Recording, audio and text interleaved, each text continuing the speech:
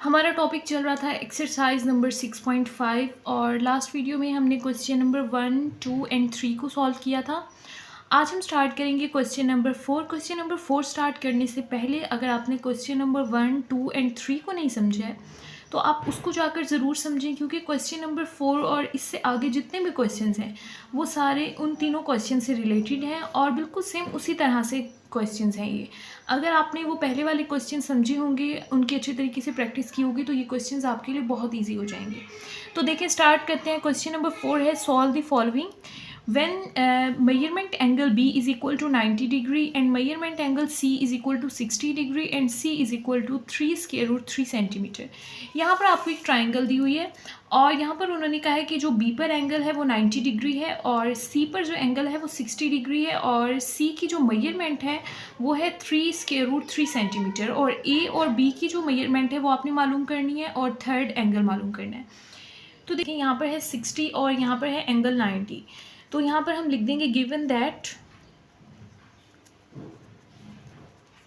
जो क्वेश्चन में हमें दिया हुआ है यहाँ पर है मेजरमेंट एंगल बी एंगल है 90 डिग्री और उसके बाद मेजरमेंट एंगल सी और सी एंगल है हमारे पास 60 डिग्री। हमने मालूम करना है एंगल ए, ठीक है।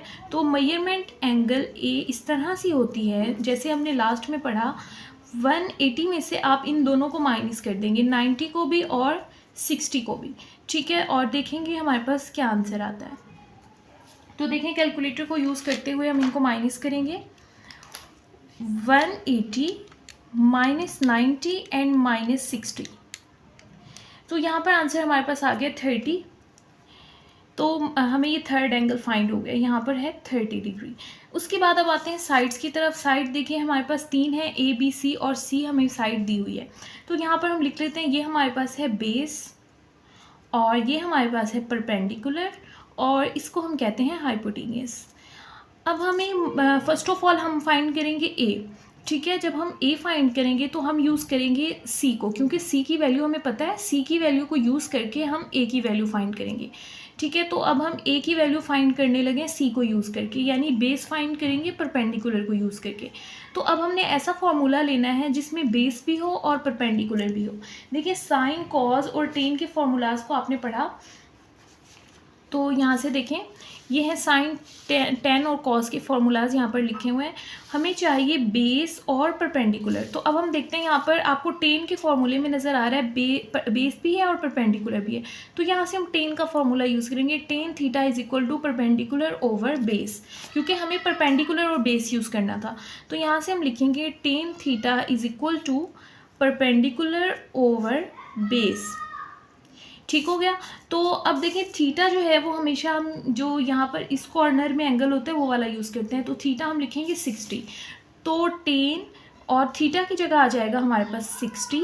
अब देखिए परपेंडिकुलर हमारे पास क्या है, परपेंडिकुलर है 3 स्क्वायर रूट 3 और बेस हमारे पास है ए, ठीक है। ये ए हमने मालूम करना है। अब देखते हैं हमें चाहिए ए, तो आपने क्या करना है, उससे पहले हम 10 60 की वैल्यू फाइंड करें। 60 की वैल्यू जो है वो आपने टेबल से लिखनी है, जो टेबल हमने लिखी थी।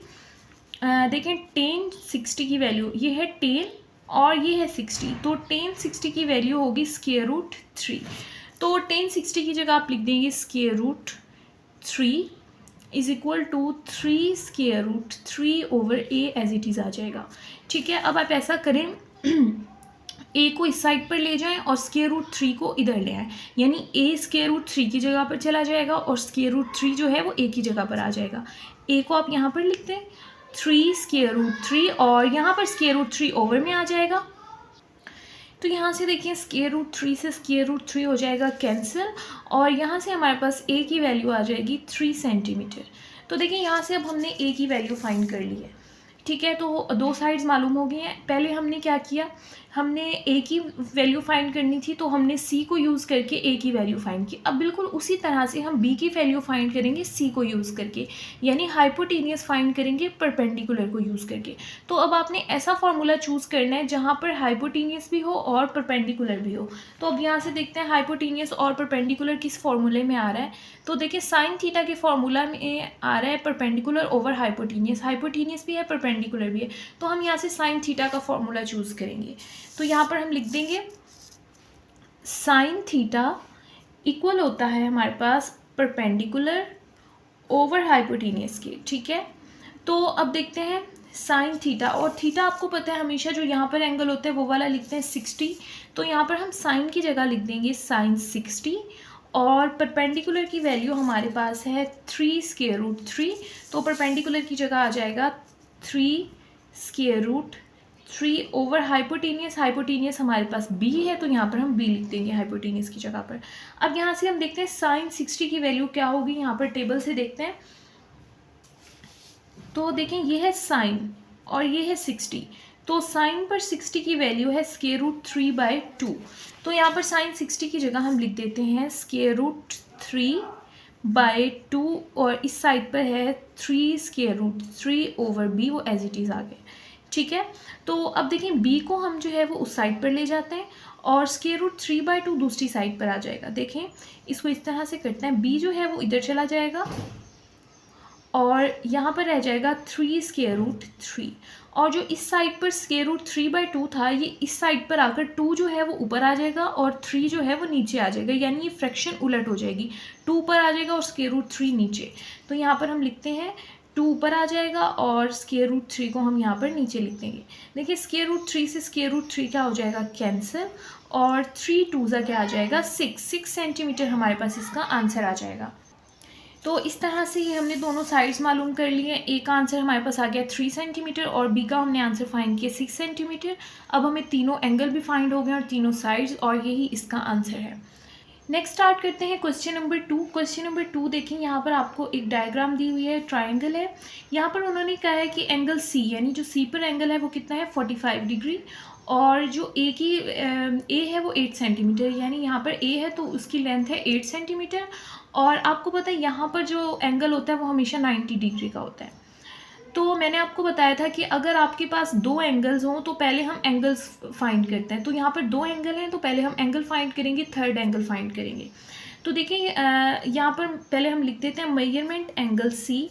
यहाँ पर जो एंगल सी है उसकी मेजरमेंट है 45 डिग्री, और बी पर जो एंगल है मेजरमेंट एंगल बी वो है हमारे पास 90 डिग्री।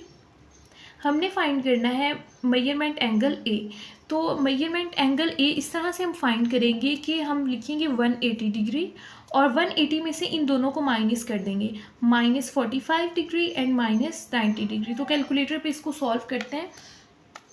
180 -45 एंड -90, तो हमारे पास आंसर आ गया 45। तो हमारे पास मेजरमेंट एंगल ए हो गई है 45, यानी कि ए के ऊपर जो एंगल बन रहा है वो कितना है 45। अब इस तरह से हमें तीनों एंगल फाइंड हो गए। अब हम बात करते हैं साइड्स की।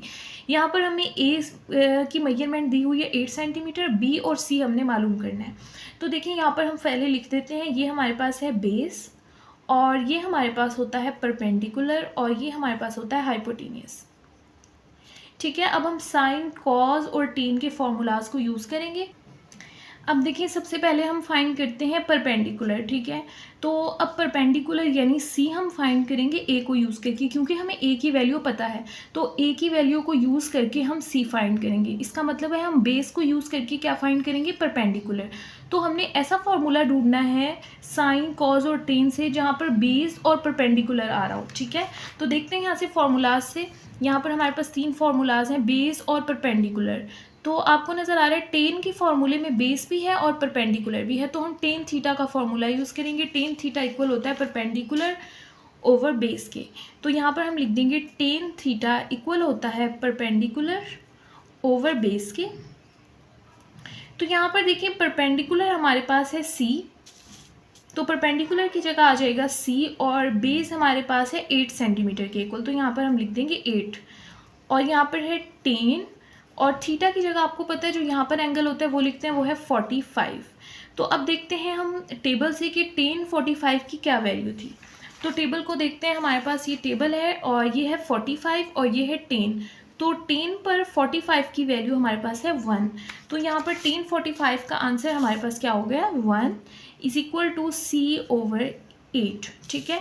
तो हमें यहाँ से c की वैल्यू फाइंड करनी है, तो c इस साइड पर रह जाएगा और यहाँ पर है 1, 8 यहाँ पर डिवाइड हो रहा है, दूसरी साइड पर जाकर 8 मल्टीप्लाई हो जाएगा, तो 8 1 हो जाएगा 8 और c का आंसर हमारे पास आ जाएगा 8 सेंटीमीटर। तो इस तरह से हमने ये वाली साइड फाइंड कर ली, c इसका आंसर हमारे पास क्या आ गया 8 सेंटीमीटर, ठीक है। तो अब जैसे हमने पहले a को यूज़ करते हुए c फाइंड किया था, अब बिल्कुल उसी तरह से a को यूज़ करते हुए हम b फाइंड करेंगे, यानी बेस को यूज़ करते हुए हाइपोटेन्यूज फाइंड करेंगे। तो अब हमने ऐसा फॉर्मूला ढूंढना है जिसमें बेस भी हो और हाइपोटेन्यूज भी हो। तो यहाँ से देखते हैं, बेस और हाइपोटेन्यूज आपको कॉस के फॉर्मूला में नज़र आ रहा है, तो हम कॉस का फॉर्मूला लिखेंगे, cos theta is equal to होता है बेस ओवर हाइपोटेन्यूज। तो यहाँ से हम कॉस का फॉर्मूला लिख देते हैं, cos theta is equal to base over hypotenuse. Cos और थीटा आपको पता है हमने ऊपर भी 45 यूज़ किया था, तो यहाँ पर भी थीटा की क्या यूज़ करेंगे 45, और बेस हमारे पास है 8 सेंटीमीटर, तो बेस की जगह हम लिख देते हैं 8, और हमारे पास हाइपोटेन्यूज है b, तो हाइपोटेन्यूज की जगह हम लिख देंगे b, ठीक है। तो अब देखते हैं कॉस 45 की क्या वैल्यू है। तो यहाँ से देखें, ये हमारे पास है कॉस और ये है 45, तो कॉस पर 45 की वैल्यू है 1/√2, ठीक है। तो यहाँ से वैल्यू आ जाएगी 1/√2 इज इक्वल टू 8/b। अब आपने क्या करना है, b को उस तरफ ले जाना है और 1/√2 इस साइड पर आ जाएगा। देखिए b जब इधर डिवाइड हो रहा है उधर जाकर मल्टीप्लाई हो जाएगा, यानी इस साइड पर फ्रैक्शन के नीचे है, उधर जाकर फ्रैक्शन से ऊपर आ जाएगा, और यहाँ पर है 8। तो अब ये देखें, ये 1 जो है ये नीचे आ जाएगा और √2 जो है वो ऊपर आ जाएगा, यानी कि हमने जब ये इस साइड पर आएगा फ्रैक्शन उलट हो जाएगा, 2 ऊपर आ गया और 1 नीचे। तो यहाँ से आ जाएगा b इज इक्वल टू 8 √2, और फ्रैक्शन में जो 1 होता है वो हम नहीं लिखते, तो हमारा ये आंसर आ गया 8/√2, और यही हमारा फाइनल आंसर है। तो b का आंसर हमारे पास आ गया 8 √2। इस तरह से हमने तीनों साइड्स और तीनों एंगल फाइंड कर लिए हैं। नेक्स्ट स्टार्ट करते हैं क्वेश्चन नंबर 3। क्वेश्चन नंबर 3 में देखें, आपको यहाँ पर एंगल एक भी नज़र नहीं आ रहा है, तो यहाँ पर तो हमेशा एंगल 90 होता है। तो अगर हमने साइड्स मालूम करनी हो, ये बात आपने याद रखनी है, अगर हमें 2 साइड्स दी हुई हो और हमने एक साइड मालूम करनी हो, तो हम इसको फाइंड करते हैं बाय पाइथागोरस थ्योरम। तो यहाँ से हम साइड्स लिख लेते हैं जो हमें दी हुई है। पहले गिवन दैट, यहाँ से देखिए हमारे पास a है 12 सेंटीमीटर और c है 6 सेंटीमीटर, और मेजरमेंट एंगल b, और यहाँ पर b पर जो एंगल बन रहा है वो 90 डिग्री का है, ठीक है। तो यहाँ से हम लिख देंगे, और सबसे पहले हमें ये साइड मालूम करनी है, तो हम यहाँ पर यूज़ करेंगे पाइथागोरस थ्योरम। पाइथागोरस थ्योरम के अकॉर्डिंग फॉर्मूला इस तरह से होता है, देखिए मैं यहाँ पर आपको लिख देती हूँ। यहाँ पर होता है बेस, और यहाँ पर होता है परपेंडिकुलर, और यहाँ पर होता है हाइपोटेन्यूज। तो उसका फॉर्मूला इस तरह से होता है कि हाइपोटेन्यूज का स्क्वायर, हाइपोटेन्यूज को आप एक साइड पर लिखते हैं और बेस का स्क्वायर को प्लस करते हैं परपेंडिकुलर के स्क्वायर के साथ, ये इसका फॉर्मूला होता है। तो यहाँ पर देखिए हाइपोटेन्यूज हमारे पास है b, तो यहाँ पर आ जाएगा b का स्क्वायर, और बेस हमारे पास है a, तो यहाँ पर आ जाएगा a का स्क्वायर, और परपेंडिकुलर हमारे पास है c, तो यहाँ पर आ जाएगा c का स्क्वायर। अब इनकी वैल्यू लिख देते हैं। a की वैल्यू हमारे पास है 12, और 12 के ऊपर क्या है स्क्वायर। यहाँ पर c की वैल्यू है 6, तो c की जगह हम लिख देंगे 6, और c के ऊपर क्या है स्क्वायर, और b की वैल्यू हमें फाइंड करनी है, तो यहाँ पर b square as it is आ जाएगा। अब 12 का स्क्वायर लें, यानी कि 12 को 12 से मल्टीप्लाई करें, 12 मल्टीप्लाई बाई 12 हमारे पास आंसर आ जाएगा 144। इसी तरह से 6 का स्क्वायर लें, यानी कि 6 को मल्टीप्लाई करें 6 के साथ, तो हमारे पास आंसर आ जाएगा 36 is equal to b square. अब 144 को आपने 36 के साथ प्लस करना है, तो यहाँ से हम 144 को प्लस करेंगे 36 के साथ, तो हमारे पास आंसर आ जाएगा 180, ठीक है। तो यहाँ पर हम लिख देंगे 180 इज इक्वल टू b का स्क्वायर। हमें यहाँ से चाहिए b की वैल्यू, तो इस स्क्वायर को ख़त्म करने के लिए इस साइड से भी स्क्वायर रूट अप्लाई करेंगे और इस साइड से भी, यहाँ से स्क्वायर से स्क्वायर रूट हो जाएगा कैंसिल, और यहाँ पर आगे स्क्वायर रूट 180। तो हम इसको सॉल्व करते हैं। 180 का स्क्वायर है हमारे पास, तो इसका पहले एलसीएम लेते हैं 180 का। देखें 2 9 हो जाएगा 18, 0 एज इट इज़ आ जाएगा। 2 4 होता है 8, और 9 में से 8 चले जाएंगे तो 1 बचेगा, 1 यहाँ पर कैरी आ जाएगा, और 2 5 10, ठीक है। और 3 से करते हैं अब, 3 1 3, 1 यहाँ पर कैरी आ जाएगा, 3 5 15, ठीक है, और यहाँ पर आ जाएगा 3 5 ज़ा 15 एंड 5 1 ज़ा 5। तो देखिए यहाँ पर हम square root as it is लिखेंगे और 180 की जगह हम इसके फैक्टर्स लिख देंगे 2 multiply by 2 multiply by 3 multiply by 3 multiply by 5। तो अब देखिए यहाँ से 2 का भी पेयर बन रहा है और 3 का भी पेयर बन रहा है, तो हम यहाँ से लिख देंगे 2 का स्क्वायर, 3 का स्क्वायर और मल्टीप्लाई बाय 5। और आपको पता है स्क्वायर जो होता है वो स्क्वायर रूट को ख़त्म कर देता है, तो 2 और 3 जो है वो स्क्वायर रूट से बाहर आ जाएंगे और 5 जो है वो स्क्वायर रूट के अंदर रहेगा क्योंकि इसका स्क्वायर नहीं था। 2 3 ज़ा हो जाएगा 6, तो यहाँ से आपके पास आंसर आ जाएगा 6 स्क्वायर रूट 5। वो आंसर हमारे पास आ जाएगा बी का, तो बी का आंसर हमारे पास आ गया 6 स्क्वायर रूट 5। तो इस तरह से तीनों साइड फाइंड हो गई हैं। 2 साइड्स हमें पहले से गिवन थी और तीसरी साइड हमने फाइंड करनी थी, तो वो हमने मालूम कर लिया है। अब उसके बाद बारी आती है एंगल्स की, और जहाँ पर आपको एक एंगल दिया हो तो वहाँ पर हमेशा आपने टेन का फॉर्मूला यूज़ करना है, ठीक है, ये बात आपने याद रखनी है। तो टेन थीटा आपको पता है क्या होता है, हमारे पास परपेंडिकुलर ओवर बेस होता है, तो टेन थीटा की जगह हमने लिख दिया परपेंडिकुलर ओवर बेस, ठीक है। तो थीटा जो होता है ना वो एंगल वो हमेशा यहाँ पर होता है, ठीक है, हम लास्ट क्वेश्चंस में लिखते भी थे। तो हमने ये वाला एंगल जो है वो मालूम करना है, ठीक है, ये एंगल है हमारे पास थीटा, तो ये हमने मालूम करना है। तो थीटा वैसे ही रहने देंगे, यहाँ पर आ जाएगा टेन थीटा, थीटा हमने मालूम करना है। परपेंडिकुलर दिखते हैं हमारे पास क्या है, परपेंडिकुलर हमारे पास है 6 और बेस है हमारे पास 12, तो परपेंडिकुलर की जगह हम लिख देते हैं 6 और बेस की जगह हम लिख देते हैं 12, ठीक है। और आपको पता है 6 1 ज़ा 6 होता है और 6 2 ज़ा क्या होता है 12। तो यहाँ पर है tan theta is equal to है 1/2।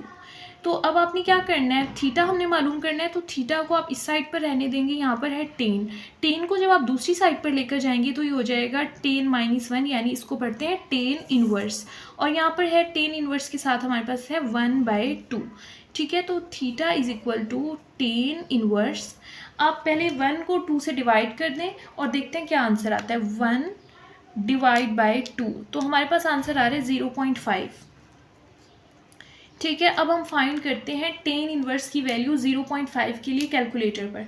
तो टेन इनवर्स आपने कैलकुलेटर पर इस तरह लिखना है, पहले आपने प्रेस करना है शिफ्ट, शिफ्ट के बाद आपको यहाँ पर TAN टेन लिखा हुआ नज़र आ रहा है, आपने वो प्रेस करना है। स्क्रीन पर आपको इसी तरह से टेन इनवर्स लिखा नज़र आएगा, टेन इनवर्स के साथ आपने लिख देना 0.5, जिस तरह से आपने यहाँ पर पेपर पर लिखा है।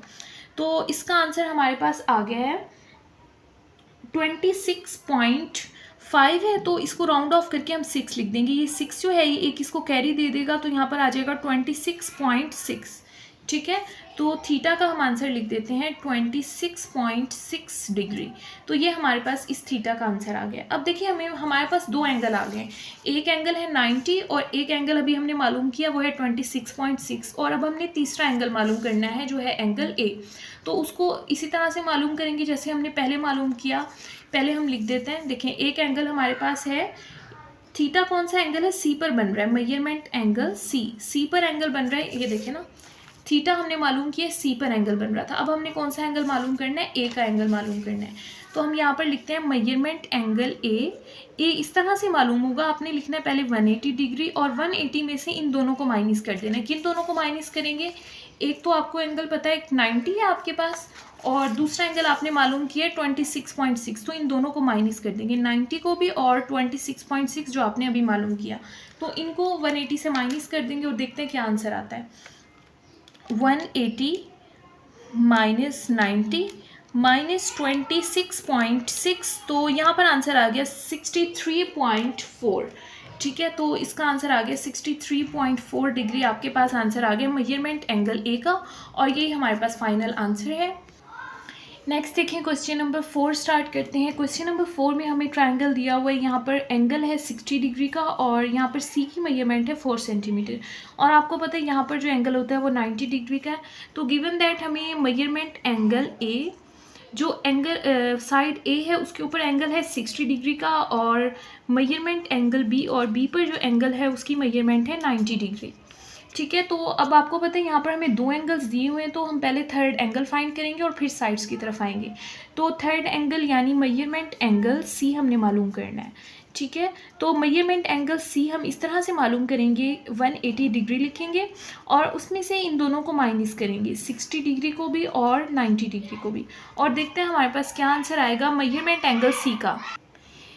तो यहाँ से देखते हैं हम 180 से माइनस करते हैं, 180 माइनस 60 माइनस 90, तो हमारे पास आंसर आ जाएगा 30 डिग्री, और हमारे पास थर्ड एंगल आ गया 30 डिग्री, यानी जो यहाँ पर होगा सी पर। ठीक है, तो अब हम साइड्स फाइंड करते हैं। हमारे पास साइड है सी 4 सेंटीमीटर, ए और बी हमने फाइंड करनी है। तो आपको पता है ये हमारे पास होता है बेस, और ये हमारे पास होता है परपेंडिकुलर, और ये हमारे पास होता है हाइपोटेनियस। तो अब हम सबसे पहले फाइंड करेंगे परपेंडिकुलर यानी कि ए। तो परपेंडिकुलर हम फाइंड करेंगे इस वाली साइड को यूज़ करके, सी को यूज़ करके, जो हमें गिवन है सी इज इक्वल टू 4 सेंटीमीटर। तो हम बेस को यूज़ करके परपेंडिकुलर फाइंड करेंगे, तो क्योंकि बेस हमें गिवन है तो बेस और परपेंडिकुलर हम यूज़ करेंगे। तो अब हमने ऐसा फॉर्मूला देखना है जहाँ पर बेस और परपेंडिकुलर यूज़ हो रहा हो। तो यहाँ पर साइन टेन और कॉस के फॉर्मूला में देखें बेस और परपेंडिकुलर टेन के फॉर्मूला में आ रहा है, तो इसी वजह से हम टेन का फॉर्मूला यूज़ करेंगे। Tan is equal to perpendicular over base होता है। तो यहाँ से हम लिख देते हैं tan theta is equal to perpendicular over base. ठीक है, थीटा आपको पता है हम 60 डिग्री लिखते हैं, जो यहाँ पर एंगल होता है, तो थीटा की जगह आ जाएगा 60 डिग्री। और परपेंडिकुलर हमारे पास है ए, तो परपेंडिकुलर की जगह लिख देंगे ए, और बेस हमारे पास है 4 सेंटीमीटर, क्योंकि बेस की वैल्यू है ना 4 सेंटीमीटर, तो वो हमने लिख दिया 4। तो अब देखते हैं टेन 60 की क्या वैल्यू है, टेबल से देखते हैं। तो यहाँ से देखें ये है 10 और ये है 60, तो 10 60 की वैल्यू हमारे पास है स्क्वायर रूट 3। तो 10 60 की जगह हम लिख देंगे square root 3 is equal to a by 4। हमें यहाँ से चाहिए a, तो यहाँ पर 4 जो है वो डिवाइड हो रहा है, दूसरी साइड पर 4 को ले जाएंगे तो वो मल्टीप्लाई हो जाएगा 4 स्क्वायर रूट 3। तो ये a के साथ 3 के साथ जाकर मल्टीप्लाई हो गया और यहाँ पर आ गया a का आंसर। तो a का आंसर हमारे पास आ गया 4 स्क्वायर रूट 3। अब इसी तरह से हमने फाइंड कर लिया a का आंसर सी को यूज़ करके। अब इसी तरह से हम सी को यूज़ करके बी का आंसर फाइंड करेंगे, यानी बेस को यूज़ करते हुए हाइपोटेनियस फाइंड करेंगे। तो अब हमें ऐसा फॉर्मूला चाहिए जिसमें बेस और हाइपोटेनियस यूज़ हो रहा हो। तो यहाँ से देखते हैं बेस और हाइपोटेनियस जो है वो कौन से फॉर्मूला में आ रहा है। कॉस के फॉर्मूला में बेस और हाइपोटेनियस आ रहा है, तो हम कॉस का फॉर्मूला यूज़ करेंगे। कॉस थीटा होता है बेस ओवर हाइपोटेनियस। ठीक है, तो यहाँ से हम कॉस थीटा का फॉर्मूला लिखेंगे, cos theta is equal to base over hypotenuse. और थीटा आपको पता है जैसे हमने 10 में 60 लिखा था, तो यहाँ पर भी क्या लिखेंगे 60 डिग्री। और यहाँ से देखें बेस हमारे पास क्या है 4 सेंटीमीटर और हाइपोटेनियस है b, तो बेस की जगह हम लिख देंगे 4 और हाइपोटेनियस की जगह हम लिख देंगे b। ठीक है, तो अब हमें फाइंड करनी है पहले cos 60 की वैल्यू, तो वो हम टेबल से देखते हैं cos 60 किसके इक्वल होता है। तो यहाँ से देखें cos 60 की वैल्यू है 1/2। ठीक है, तो cos 60 की जगह हम लिख देंगे 1/2 इज इक्वल टू 4/b। तो अब हमें b फाइंड करना है, तो b को हम उस साइड पर ले जाते हैं। देखें b को उस साइड पर हम ले गए और यहाँ पर है 4। ठीक है, और यहाँ पर 1/2 पहले से मौजूद था। अब देखिए आपने क्या करना है, इस 1/2 को दूसरी साइड पर ले आना है। देखिए b यहाँ पर पहले से है और यहाँ पर है 4, तो जब 1/2 उस साइड पर आएगा तो 2 ऊपर आ जाएगा फ्रैक्शन के और 1 जो है वो नीचे आ जाएगा, फ्रैक्शन रिवर्स हो जाएगी। b 4 2 होता है 8 और ओवर में है 1, और आपको पता है जब फ्रैक्शन में 1 हो तो हम वो नहीं लिखते, तो b का आंसर हमारे पास आ गया 8 सेंटीमीटर। तो इस तरह से हमें दोनों साइड्स फाइंड हो गई हैं। a का आंसर आया है 4 स्क्वायर रूट 3 और b का आंसर हमारे पास आ गया 8 सेंटीमीटर। तो ये हमने फाइंड कर लिया तीनों साइड्स और तीनों एंगल, और एंगल हमारे पास आया था 30 डिग्री। तो ये हमारा आंसर है। नेक्स्ट स्टार्ट करते हैं क्वेश्चन नंबर 5। बिल्कुल उसी तरह से करना है। क्वेश्चन नंबर 5 में हमें एंगल दिया हुआ है यहाँ पर 30 डिग्री और यहाँ पर हमें पहले से पता होता है 90 डिग्री एंगल होता है। तो यहाँ पर दो एंगल्स दिए हुए हैं, तो पहले हम थर्ड एंगल फाइंड करेंगे, उसके बाद हम साइड्स की तरफ जाएंगे। तो यहाँ पर हमें पहला एंगल जो ए पर दिया हुआ है, मेजरमेंट एंगल ए, वो हमारे पास है 30 डिग्री और बी पर एंगल है 90 डिग्री, तो हम लिखेंगे मेजरमेंट एंगल बी, वो हमारे पास है 90 डिग्री। ठीक है, और जो सी पर एंगल है वो हमने मालूम करना है, मेजरमेंट एंगल सी जो है वो हमें मालूम करना है। तो एंगल फाइंड करने का तरीका ये होता है कि आप यहाँ पर लिखते हैं 180 डिग्री और 180 में से जो आपको एंगल दिए होते हैं उनको माइनस करते हैं। तो यहाँ से 30 डिग्री और 90 को 180 से माइनस कर देंगे। तो कैलकुलेटर पे इसको सॉल्व करते हैं। 180 से माइनस करते हैं 30 को और फिर माइनस करते हैं 90 को, तो हमारे पास आंसर आ गया 60। तो मेजरमेंट एंगल सी यानी कि थर्ड एंगल हमारे पास आ गया 60 डिग्री। तो यहाँ पर जो सी पर एंगल बनेगा वो होगा 60 डिग्री का।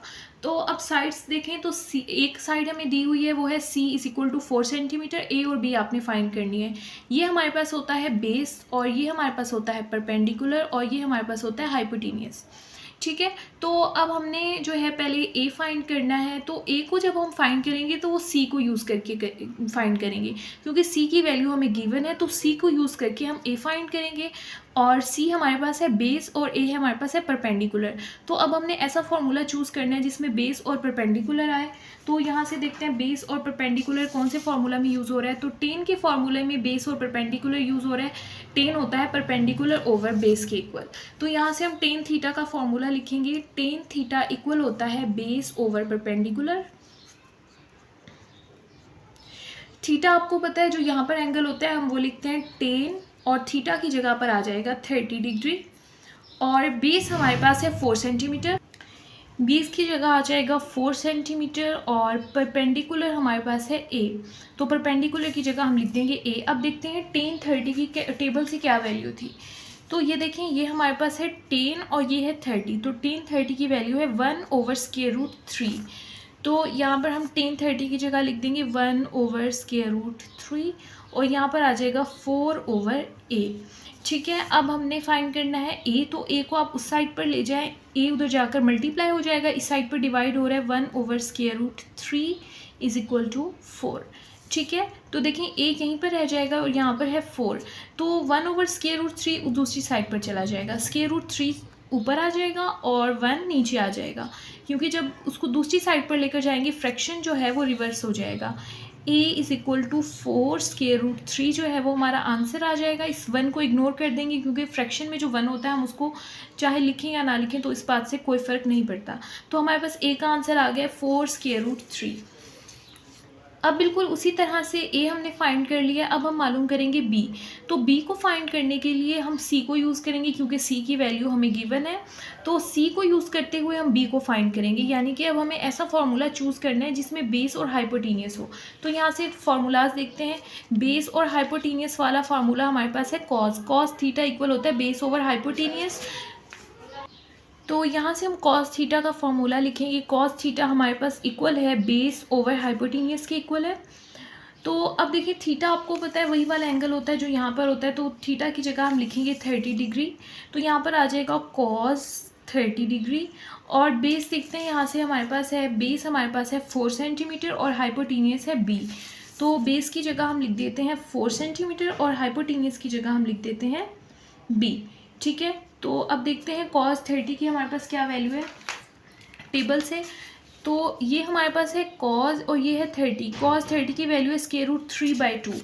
ठीक है, तो cos 30 की जगह हम लिख देते हैं √3/2 इज इक्वल टू ये एज इट इज़ आ जाएगा 4/b। तो अब हमें b की वैल्यू फाइंड करनी है, तो b को उस साइड पर ले जाएंगे, ये हो जाएगा b। इस साइड पर डिवाइड हो रहा है तो b दूसरी साइड पर मल्टीप्लाई हो जाएगा 3/2 के साथ इज इक्वल टू 4। अब √3/2 को दूसरी साइड पर ले जाएं क्योंकि हमें b फाइंड करना है। तो देखें यहाँ पर है 4, 2 जो है यहाँ पर डिवाइड हो रहा है दूसरी साइड पे मल्टीप्लाई हो जाएगा और √3 जो है वो फ्रैक्शन से नीचे आ जाएगा क्योंकि वहाँ पर फ्रैक्शन से ऊपर है। तो इसका आंसर आ जाएगा 4 2 8/√3। तो b का हमारे पास आंसर आ जाएगा 8/√3 सेंटीमीटर। ये हमारे पास b का आंसर आ गया। इस तरह से तीनों साइड्स फाइंड हो गई हैं। नेक्स्ट स्टार्ट करते हैं क्वेश्चन नंबर 6। लास्ट क्वेश्चन है b is equal to 10 centimetre and a is equal to 6 centimetre. यहाँ पर आपको दो साइड्स गिवन है और अगर एंगल की बात करें तो एंगल यहाँ पर जस्ट एक आपको गिवन होगा 90 डिग्री। ठीक है, तो यहाँ पर हमें दो साइड्स गिवन है, तो सबसे पहले हम तीसरी साइड फाइंड करेंगे, उसके बाद हम एंगल की तरफ जाएंगे। तो अगर देखिए साइड्स की बात करें, यहाँ पर जो गिवन है हम लिख देते हैं। a हमारे पास है 6 सेंटीमीटर और b हमारे पास है 10 सेंटीमीटर और c जो है वो हमने फाइंड करनी है। तो यहाँ से हम पाइथागोरस थ्योरम यूज़ करते हैं जब भी हमें थर्ड साइड फाइंड करनी होती है। तो यहाँ से पाइथागोरस थ्योरम लिखेंगे और पाइथागोरस थ्योरम आपको पता है वो इक्वल होता है हाइपोटेनियस का square is equal to base का स्क्वायर प्लस परपेंडिकुलर का स्क्वायर।